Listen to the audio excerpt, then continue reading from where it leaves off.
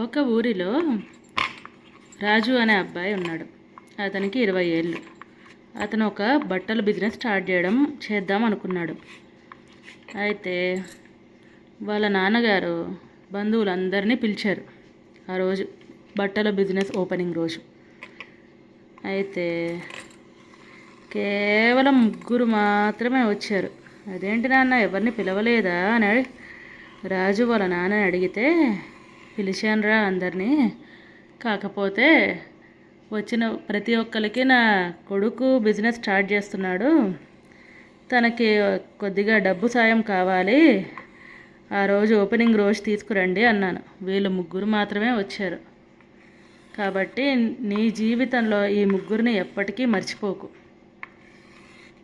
మనకి డబ్బు అవసరం లేకపోయినా మనకు అసలైన బంధువులు ఎవరా తెలుసుకుందామని అలా చెప్పా అన్నారు. కథ నచ్చితే లైక్ చేయండి.